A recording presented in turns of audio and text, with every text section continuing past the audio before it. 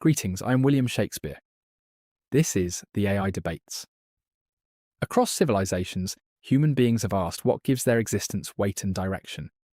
Is life guided by purpose or shaped by circumstance?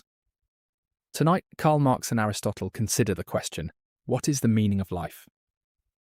The meaning of life is not found in contemplation, but in material activity. Human beings must labor to live, and the form of that labor shapes their consciousness, their institutions, and their sense of purpose. What people call meaning arises from the way production is organized in a given society. In a system where a minority owns the instruments of production, the majority labors under compulsion. This produces alienation. The worker is separated from the product, from the act of labor, and from fellow human beings.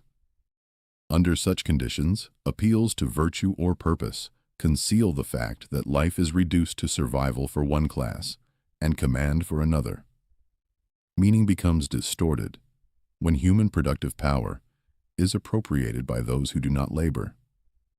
A life gains genuine meaning only when individuals collectively control their labor and recognize themselves in the social world they create.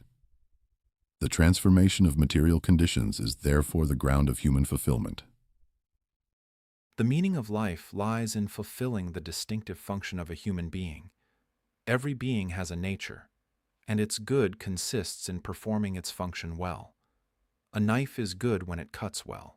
A human life is good when it expresses rational activity in accordance with virtue.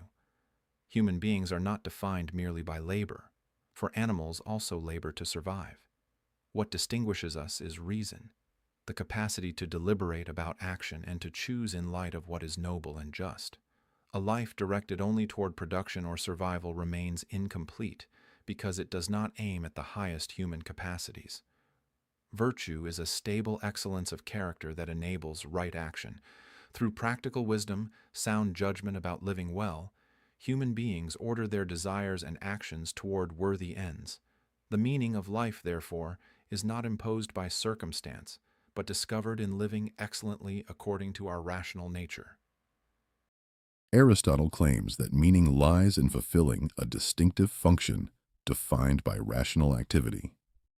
This abstracts from the concrete conditions under which people live.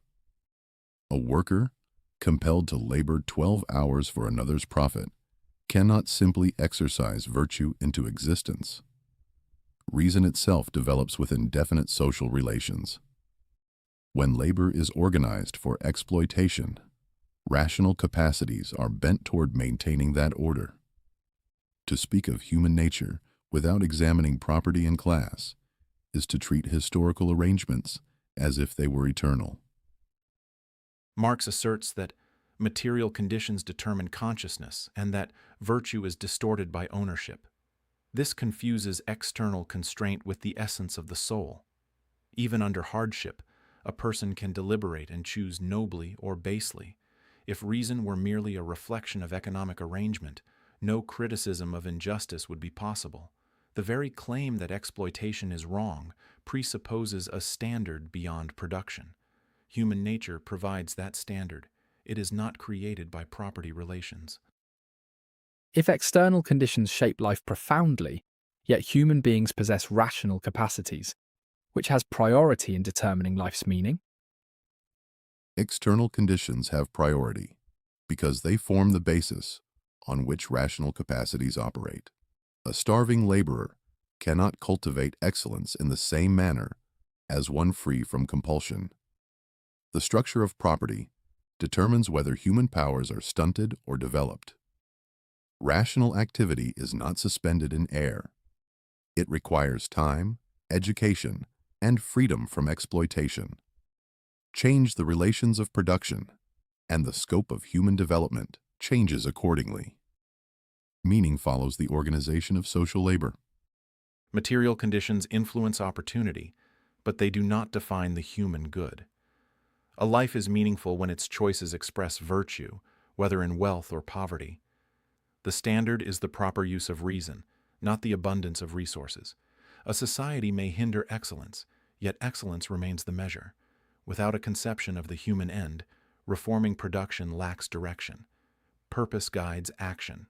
Circumstance does not create purpose. The meaning of life cannot rest on abstract standards detached from real labor.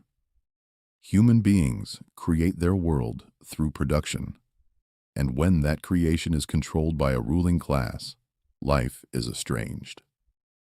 Restore collective command over labor, and meaning becomes practical and shared. Life gains meaning by realizing the human function through virtuous reason. Though circumstances vary, the end remains constant. Excellent activity of the soul. Without orientation toward this end, changes in property or labor cannot secure fulfillment. One vision locates life's meaning in transforming material conditions. The other grounds it in realizing rational excellence. The tension endures between circumstance and nature, structure and purpose, labor and virtue. This has been the AI Debates.